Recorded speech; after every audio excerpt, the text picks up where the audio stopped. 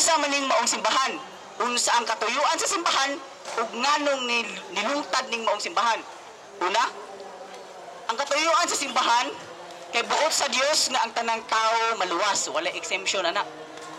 Gawas bata man, madagko, matigulang, mahamtong, wala exemption as long as tao kinahanglan maluwas. Gawas lang sa unggoy kay di mo ginatao. Okay? Og namulong og ang balaang kasulatan nag-ingon diha sa Episo kapitulo 5 ga Episo 5:23 nag-ingon. Episo 5:23. Kay ang bana mao man ang ulo sa iyang asawa, ingon nga si Kristo maoy ulo sa simbahan. Og si Kristo mismo mao ang manluluwas sa simbahan nga mao ang iyang lawas. So nagpasabot nga ang ulo dahil si Kristo ug ang simbahan ang iyang lawas. Siya ang magtutukod sa maong simbahan ug siya mismo ang manluluwas sa maong simbahan nga iyang lawas. So karon atong pangitaon ang matuod na simbahan kay daghan na kay nag-claim, daghan na kayo ang nag-angko niini. Ang rason pod ngano wala niya ninganli kay ngano man nga ang simbahan niya sa pagtukod niya sa simbahan wala niya ninganli. Naa siya'y gihatag ka nato nga mga nga timaan ngano wala niya nganli. Naay murag ka ng warning ka nato. Atong mabasa gihapon sa balaang kasulatan. Diha sa San Mateo. San Mateo 24:4 nag-ingon. Okay, San Mateo 24:4 nag-ingon. Si Jesus mitubag. Pagbantay kamo ug ayaw kamo palimbong ni bisang kinsa. Kaysa akong ngalan daghang tao ang muanhi og mag-ingon, ako ang Mesiyas. Kung nato yung Mesiyas dito ni Agi, nawala na. Og daghan ang maglimbong. So, mao din ning gilikayan ni Ginoong Jesucristo maong wala niya nganli kay daghan ang magdala si ang ngalan ug maglimbong ka nato. Wala magani panganlit, abot magani 64,000. Samot na siguro ginganlan kung nauna sila Kristro, angkon gyud nila tong pang simbahan na. Daghan jud ang malimbungan. So, karon atong isa-isahon ning mga simbahan nga muhaom sa matuod na simbahan nga gitukod ni Kristo. Una, magbuhat kita kriteriya. Unsa man ang kriteriya gyud sa matuod na simbahan nga gitukod ni Kristo? Diha sa San Mateo 16:18. Una, ang atong bantayan ang magtutukod nga mao si Kristo. Una. Ikaduha, sa dihang pagsulti ni Kristo na tukuron ko ang akong simbahan, asa man ang dapita. Mao na ang dapit sa Jerusalem. Ikatulo,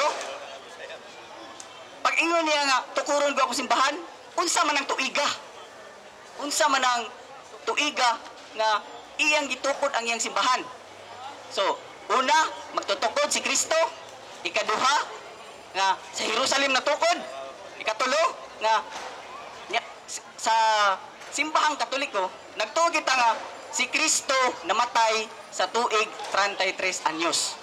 So nagpasabot nga ang simbahan milungtad, nagsugod sa 33 anyos o 33 AD.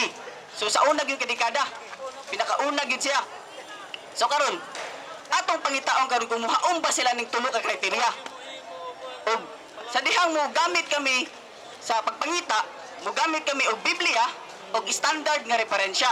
Kaya na ba mo ingon uban nga, Brad, Biblia lang ang basihan, Brad. Dili pwede ng laing mga basahon kay bisig na bakak isingit diha. So, Biblia lang ang ilang basihan. So, ato daw ang tan-awon ang balaang kasulatan kung Biblia lang ba. So,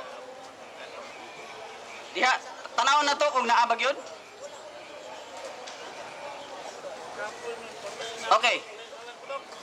San Juan 21:25 nagingon, daghan pa kaayong mga butang nga gibuhat ni Jesus. Kung gisulat pa ang tanan, nagtuo ako nga ang tibuok kalibutan dili gayud paigo nga kasudlan sa mga sinulat. So nagpasabot nga kung isulat tanan dili di ay masulat din ni tanan. So unsa man ang atong basihan? So ang balaang kasulatan gyapon mismo ang atong basihan.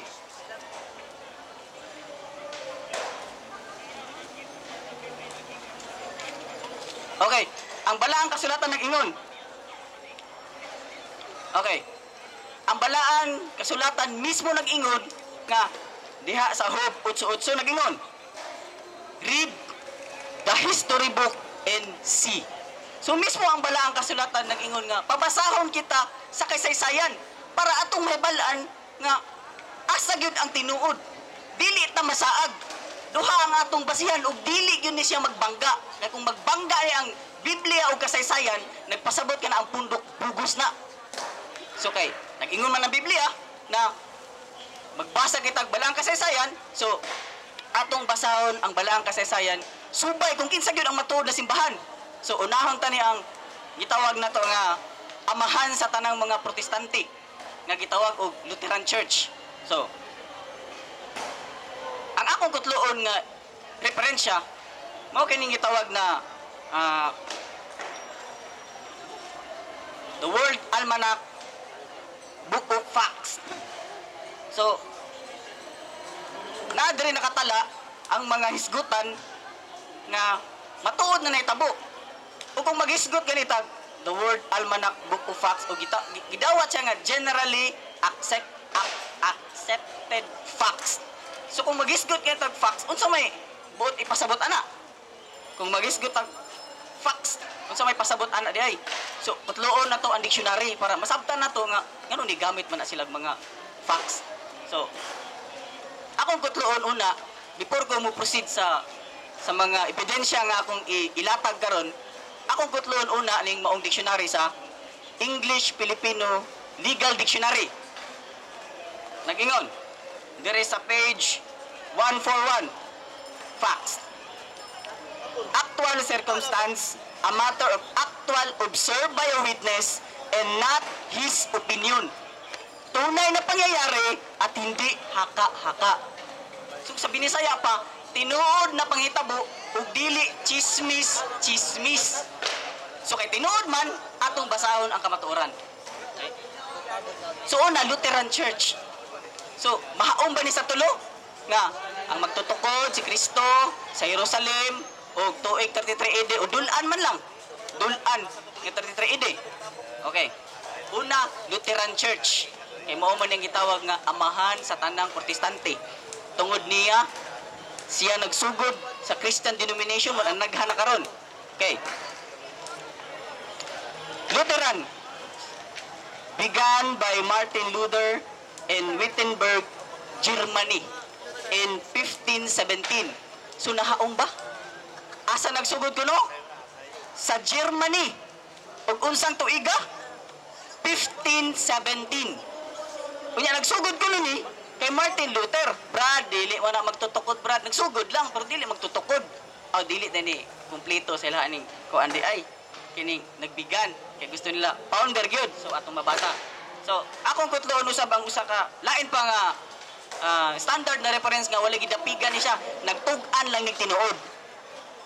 The World Book Encyclopedia, volume 15. Naa sa page 736. Nagingon. Classical Protestantism includes the origin groups which first revolt against the Roman Catholic Church. So mao din mga grupuha nga ni protesta sa simbahang Katoliko. Especially Lutherans, Calvinists, and Anglicans. Lutheranism founded by Martin Luther. So ang ila ding magtutukod si Martin Luther diha sa Lutheran Church ug dili di ay si Kristo. So kay sumala pa sa Episo 5:23 nga ang ulo mao ang magtutukod nga maoy muluwas sa iyang katawhan nga mao iyang lawas. So kining maong simbahan na bugos ni. Kay bugos man nagpasalaag unsa ni Kristo, ay tambog na dito sa kalayo. Tambog na si Perno, so usa na. So mangita pataglaeng kung asa gid ning matuod na simbahan.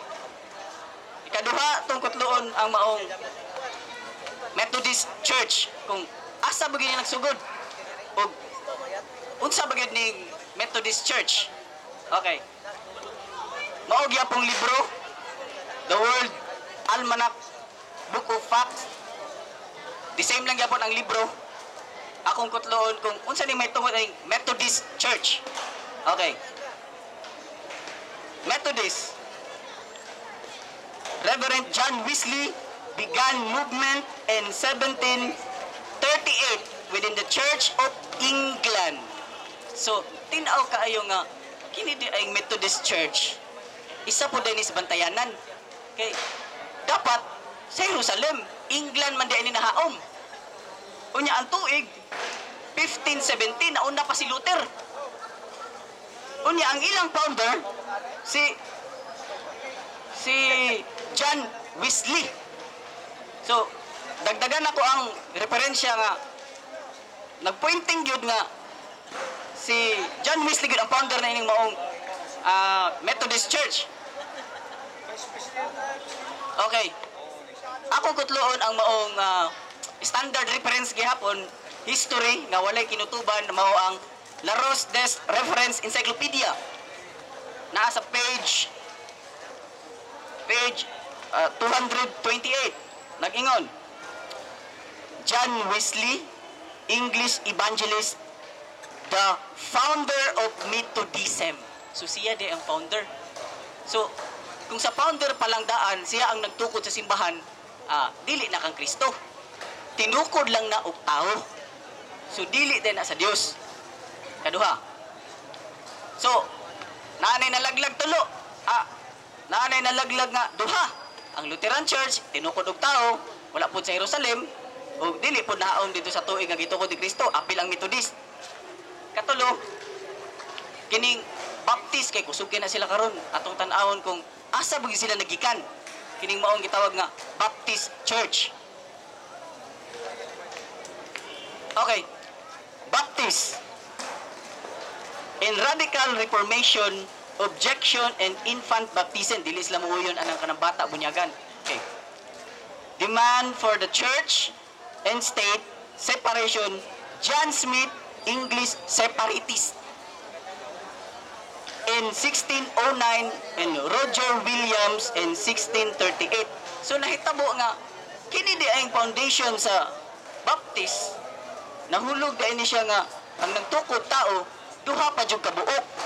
Nabahin pagod sila, ang isa nagsugod sa 1609, ang isa 1638. So nahulog nga duha ang ilang magtutukod, duha ang ulo. Kundi ang lawas usara. Nadet kita di kag tawo nga duha ka buok ulo karon. So wala ni mahaon dito sa simbahan nga gitukod ni Kristo. Nya ang tuig, sus Ginoo ko perting layo agyod. So kini ilaglag na nato ni kay wala kini mahaom sa matuod na simbahan. So lain pa kay kamatuoran man natong gipangita, tinuod man na simbahan. So mangita pataglain. Kini gitawag nga Pentecostal Church. Okay? Tan-aw na to ni Pentecostal kung basidag sila. Basidag sila di para matulid niya atong mali nga pagtuo kung sila gyud ang tinuod. Okay. Pentecostal Church. Okay. Pentecostal Church. Fellowship of Revivalist Christian Sect. O sila na gyud mismo nagingon. Ang libro na gyud mismo nagingon nga sila Christian Sect. Sikta gyud na sila. Sikta. O gatong ipadayon, Pentecostal movement began in USA at Topeka, Kansas. So made in USA din eh. Made in USA. O ang tuig 1901. So mao gihapon. Wa gihapon na haom. Wala gihapon sa tulo. Wala gihapon sa Jerusalem, dili gihapon si Jesus ang magtutukod. Ug dili gihapon dulan 2000 ka tuig o 33 AD. So dili ni mao matuod, malaglag ta niini. So mangita taglain basig na apa. So tan-aw na to ning kining Mormons kay wala masulat sa mga libro nasulat sa Book of Mormons. Atong tan-aw ning Mormons. Kung sila ba gyud ni? Okay? So ang libro nga akong kutloon, the same gyapon kaganina, Larousse Des Reference Encyclopedia. So, Mormons, the Church of Jesus Christ of Latter-day Saints, the Mormons, founded by Joseph Smith in 1830. So ang magtutuko diyan ni gigamit lang ang pangalan ni Kristo niya, ang founder diyan ni si Joseph Smith. Tapos natukod katong tuig 1830. So sa duha pa lang laglag na, mas hindi na to hibalon kung asa ni siya nagikan. Sa duha pa lang, sa magtutukod pa lang nga klaro go kay ang giingon sa balaang kasulatan nga ang ulo mao si Kristo nga manluluwas sa iyang lawas. So ang magtutukod ay among manluluwas sa lawas, nahulog nga gihimo nila pag manluluwas ni si Joseph Smith. So wala na po ni pangita na po taglain para atong masiguro, para sa kadaghanan atong may balaan ba kung asa sa kadaghanan, atong mabalance-balance kung asa gyud.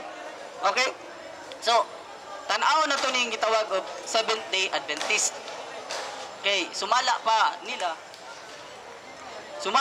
nga, Brad, sayop lagi ng Domingo, Brad. Sabado lagi gyud. So tan-aw na to kung asa mo ng Seventh-day Adventist. Okay, Adventist. In 1831, the American Baptist minister William Miller targeted 1843 or 1844 for the second coming, and more than 100,000 people assumed for that event. So, kani dayong American Baptist nga minister si William Miller, nagpredict siya nga 1843 to 1844 ang pagbalik katong paghukom ba nga mahinom sa Dios ang tao sa kanding ug sa karnero. Gipredict niya ni diha sa 1843 ug 1844. Ug naay nitambong nga 100,000 ka tawo. Padayon ta, following the failure of Miller prediction. So katuday ang prediction, nasayop na ito. Nasayop og 100,000 katao ang nadismaya. So nasayop siya. Karon kay nasayop man siya unsay gihimo sa iyang mga tinunan.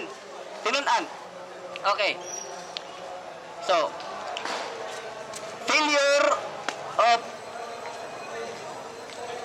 following of the failure of Miller predictions, a number of his previous supporter formed a group which became the Seventh-day Adventist Church.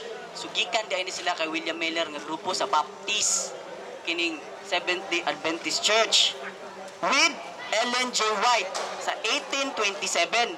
So ang ilag pong magtutukod si Ellen G. White 1827. Tapos gikan pagud sila sa Baptist, ning bulag sila. Unya unsa may tan-aw nila kay Ellen G. White? Nia, padayon ta. Ellen G. White in 1827, in 1915 as their prophet, o kompetensya sila ni propeta. Naging-kompetensya nga propeta po ni si Ellen G. White. So sumala sa balaang kasulatan kung muingon kitag propeta, asa raman ni tama ning propeta? Ganong ilamang ginganlan ni si Ellen G. White og propeta. So mismo ang balaang kasulatan nagingon San Lucas 16:16. Nia nagingon ang balaang kasulatan. Ang balaod ni Moises ug ang mga sinulat sa mga propeta hangtod lamang sa panahon ni San Juan magbubunyag. So klaro kayo ang giingon sa balaang kasulatan nga ang mga propeta taman lang sa kay San Juan nga magbubunyag. So nahulog nga kini sila katulad ng giingon ni Jesus na magbantay kamo sa ulihing adlaw. Manglimbong ni sila, manglimbong. Mo ni ang bantayanan, ha? Oh.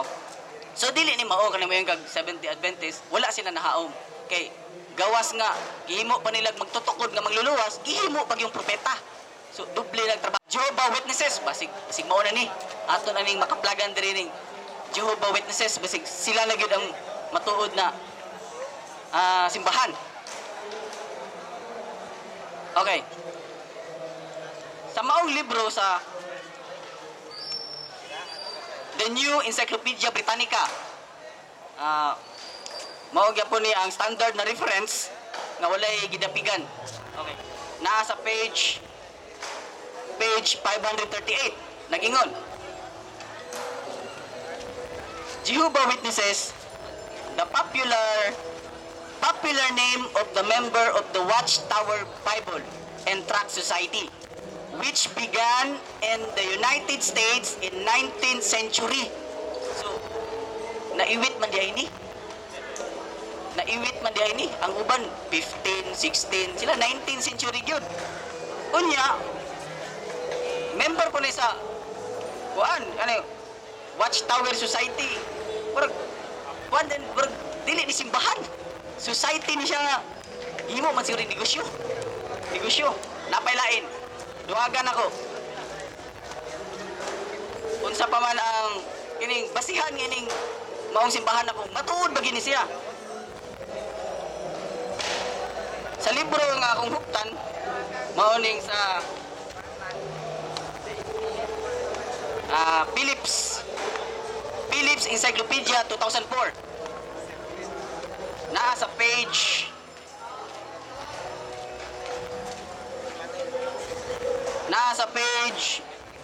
427. Okay. Jehovah's Witnesses, religious sect o sekta gyapon. Religious sect founded in the 1870 by Charles Taze Russell. So ang ilang magtutukod di ay si kinsay pangalan ani niya? Charles Taze Russell. So mao din ilang founder nga nagtukod silang simbahan. Kung kay mao man ang founder, mao po nilang magluluwas. Ambot kung makaluwas kay aning tao. Ambot lang nila ha. Kunya kay kining mga grupo ha, unsa may tawag nila sa ilang pundok. Okay, sekta magani sila. Unsa may tawag silang pundok. So atong tan-awon kung unsa may gitawag ana nila. So sa maong libro, The Columbia Viking Death Encyclopedia, nasa page 337. Nagingon, Jehovah's Witnesses, Christian associated with the Watchtower Bible and Tract Society, organized in the Pennsylvania 1884. So Amerika gyud siya, di gyud malimod. Tulo na kabug akong gigotlo, Amerika gyud, di gyud mabangbang. 1884 niya pa. Congregation of Jehovah's Witnesses called companies. Kumpanya gani siya, di kini simbahan. Kumpanya. Kung kumpanya ba makaluwas, ambot lang. So, katong gisgutan ako ganina, mao tong gisgutan ako, may tungod sa mga kanang simbahan nga nibutho gawas sa Pilipinas. Dinhi nabutas Pilipinas. Kinsa man yung mga ningbutho dinhi. Atong tan-awon kung kinsa ba gini sila. Una, okay, mga ebidensya gyapon ni nagikan sa ilaha, mga talaan sa Pilipinas nga nagpamatuod nga sila gyud ang nagtukod niini. Ug atong tan-awon kung mahaong bagyapon sila sa kriteriya nga akong gihuptan ganina nga diha sa San Mateo 16:18 nga ang kriteriya na itulo sa matuod na simbahan. Una ang nagtukod si Kristo, gitukod sa Jerusalem, ug tuig 33 AD o dulan 2000 na katuig gikan karon kay 2017 naman ta karon. So dulan 2000 katuig na. Atong tan-awon, unahon nato ning sa Manila kay mo man sila kusog dito. Pa Manila ta, panaog ta hangtod mabuta og Manila, balik tag Davao, balik na tag Manila kay mid event pa na to na sila. Mid event pa na. So ni atong tan-awon ning maong ang dating daan. Ang dating daan. Okay. Security and Exchange Commission, rehistro ni siya, rehistro. Ang mga kaanib sa Iglesia ng Diyos kay Kristo Jesus. So, rambo lang ang pangalan para marehistro lang. Okay. Adopted on, unsa kano sa gi-adopt? December 30, 1981. So naulahin na gyud siya. Sa tuig naulahin na gyud. 1981, December 30. Kining itawag og ang dating daan. O kinsa man ang magtutukod niini, ug asa man gitukod. So mao gyapon nila ang application nila. So address Bagong Pag-asa, Bagong Pag-asa, Vicente Antipolo, Pampanga. So, Pampanga din siya na. Pampanga din natukod. Somewhere in Luzon. Wala mo kung kaadto diri pero somewhere in Luzon siya. So, una-una na to, somewhere in Luzon, o Jerusalem, layo kay tinai nga mahaom nimo sa Jerusalem. Okay. So, wala ka pa sa. Sunod. Kini unahon tani kay banha kayo. Kinsa mo magtutukod ani? Kinsa mo magtutukod ani nila kay pwedeng banha ah. Ang akong kutloon, diretso na nato ni uluho na to ditso. Kay si Kristo man ang ulo nga manluluwas sa iyang lawas na simbahan. So diretso na to ni 15 pounder ani nila. Okay. Ang akong gihuptan mo ni talaan sa Pilipinas mo ang Mindanao Star Daily. So ang maong talaan dili ni sila mo publish kung wala ni sila kanang confirmation didto sa pundok nga ilang gikuha kay makasuhan sila ana. Kung i-confirm ni siya o nagpamatuod nga tinuod yun ilang butang din eh. Okay. Niya. Prophet Juan Estrada Almeda, pastor and founder of Jesus Miracle Crusade. Sus, tao gihapon ang nagtukod. Kini sila din eh. Tao din nagtukod ani. Banha pa jud kayo. Unya may tag makaluwas ning tao. So wala na. So, karon ang Iglesia ni Cristo, kinsa nagtukod? Daghan na kay nakailani. Mao man atong main event kay sa ilang pagsimba, main event man buta. Imo na to nig main event din eh. So, Iglesia ni Cristo, kinsa man nagtukod ani? So, niya. Atong makita din eh kay moingon sila, Brad, nabasa man mi sa Biblia, Brad. Kami na, Brad. Oh. Tanaw na to kung mahaon ba sila sa kriteria nga atong gihimo nga kung sila bagyod ang kanang matuod na simbahan kay sumala nila sila mangyod. So niya. Okay, kini akong gihuptan rehistro gyapon ni nila. Di gyud ka kaingon nga bakak ni ilaha man ning rehistro. Niya. United States of America, Philippine Island, Office of the Division of achieves Prophets of Literature and Executive Office of Industrial. Kaya sa una, sa World War I, under pamanta sa Amerika, muna sa Amerika niya na-rehistro. Karon mo na siya ang Security and Security Exchange Commission. O SEC, mo na siya. Kung sa may giingon, niya, applicant, Felix Manalo. So, wanda ni siya. Siya nag-apply. Di lang siya nag-apply, pixir pag yun. So, tanaw na to kung saan i-apply dere. About Unipersonal Corporation or the society called Iglesia ni Cristo. So, korporasyon dahil siya. Matawag ba na to nagsimbahan ang korporasyon? Naaranan ninyo ako, nagsulti lang ko, tinuod, subay sa ebidensya nga among gihuptan. Kadua, so, kung sa man ni pixir, kung sa may rule ani pixer nga si Felix Manalo, kung sa may rule niya. That said, applicant Manalo, the founder and present head of the society named Iglesia ni Cristo. So klaro kayo nga, ang magtutukod na ng Iglesia ni Cristo, si Manalo dahil nagtukod niya na. Unya, gibase sa Biblia, Roma 16:16, kaya na nabasa Iglesia ni Cristo, ang kuno din nga sila. Unya unsa man ang tuiga pagsulti nila San Pablo sa taga Roma, unsa man ang tuiga? Tanaw na to mohaom ba ni sa person niya. Established in 1914. So ang tuig nga gihaom ano niya July 27, 1914. So Ginoo ko kalayo naman nauna pagid si Luther. Perting layo agyud.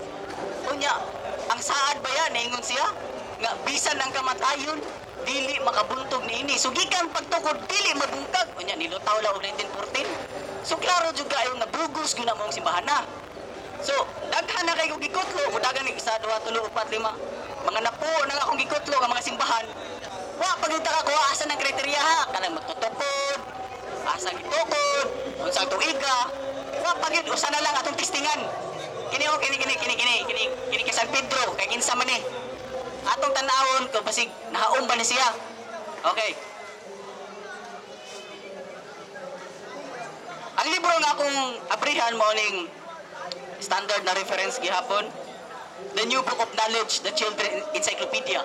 So, sa mo nang giingon, basta mayong gani kag encyclopedia, wala di siya gidapigan. Okay. Nagsulti lang ning tinuod. Okay. Roman Catholic Church. The history of the Roman Catholic Church began in upper room in Jerusalem. So, isa, check. Jerusalem, nakapuntos na. Usa. Ikaduha. Unsa man tuiga? Padayon ta. Almost 2,000 years ago. So, kung atong ihapon, 2017 minus nimo sa 2,000, so almost good siya. Dulan 2,000 katuig na. So nahaom siya dito sa pagtukod ni Kristo sa iyang simbahan. Ya, brad, wa may nakabutang diya kasi founder. Wala na nakabutang. O mangita taglaing ebidensya nga muhaom na pod. Nga magpakita gyud nga siya gyud ang founder. Okay. Kinsa maging magtutukod ani si Kristo ba? O basig kaning Kristo nga nasa sabungan madisgrasya gyud ani. Na-check na tong katong lugar nga Jerusalem. Tapos na-check na kung asa ang tuig nga dulan 2,000 ka tuig. Basig madisgrasya ta aning Kristo sa sabungan. Atong sigurohon. Okay. Akong kutloon ang libro sa niya. Grolier Encyclopedia. Nag-ingon ang maong libro. Catholic Church, from the Greek word Catholicos o universal in general. Term generally applied to the divine society founded by Jesus Christ. So, Hesus Kristo gyud, dili tong Kristo dito sa sabungan. So, tinaw kayo og tataw nga ang maong simbahan nga gitukod nga nahaom sa tulo kay kriteria atong gibasihan ang San Mateo 16:18 kay mao na ang pagtukod ni Kristo sa iyang simbahan. So, atong gipamatud-an karon nga ang nahaom sa tulo, ang Romano Katoliko, ang nagtukod si Kristo. Ang tuig dulan 2,000 ka tuig og natukod sa Jerusalem. So, si Kristo man ang ulo ug ang manluluwas sa iyang simbahan nga mao ang lawas, unsa maingon ni Kristo? Unsa maingon niya? Niya. Ang balaang kasulatan nag-ingon. Unsa may giingon ni Kristo? Nga pag naa na mo sa iyang turil, mga disgrasya ba mo? Atong tanawon, niya. Ingon ang balaang kasulatan diya sa San Juan. San Juan 10:9 nag-ingon. Ako ang pultahan, ang musulod, agi ka nako maluwas. So, kasi yaman ang muagi kaniya muluwas. So, nagpasabot nga ang iyang simbahan, agi ka nako. Agi sa iyang lawas nga moong simbahan para maluwas. Kunya ang opposite nini, katong naana siyang simbahan, kunya nibalhin pa dyan og laing sekta, nibalhin og laing pundok, unsa may tawag ato? Unsa may ingon ni Kristo? Unsa ingon ni Kristo? Niya, Juan 11, ingon si Kristo. Unya mingon si Jesus, sultihan ko kamo, ang tao nga dili mo agi sa pultahan, inigsunod niya sa turil, apan mukat ka tinuon sa lahing bahin ni ini, o katong ni Hawa. Kawatan o tulisan. So kana ding mga mamalhin nga gikan na siyang turil, ang tawag niya anak mga kawatan o tulisan. Tulisan. So, kay kawatan man og tulisan, asa man na sila padulong. Asa may padulungan ana nila. Okay. There is mismo ang balang kasulatan gyapon atong patubagon ana kung asa na siya. Niya. San Juan 15 kapitulo San Juan 15:6 niya. Si Kristo mismo ang namulang ani og nigula siyang baba. Niya. Ang dili magpabilin kanako may sama sa usa ka sanga nga ilabay og malaya. Pamuniton kini og itambog sa kalayo aron masunog. So kanang naguna-huna din ha karon sa kilid nga muhawa ni ining maong turil ni Kristo, kandidato gyud mo sa sunog kung muhawa mo niini. ako nang gisulti ang kamatuoran. Ipamatudan sa kadaghan nga mga sekta, ipangita na to ang tinuod nga simbahan na ay kriteriya kong gihatag. Ipamatudan yun nga ang Romano Katolikong simbahan mao ang matuod na simbahan nga gitukod ni Kristo. Katulang og daghang gabi sa tanan. Daghang salamat. Daghang salamat, sir.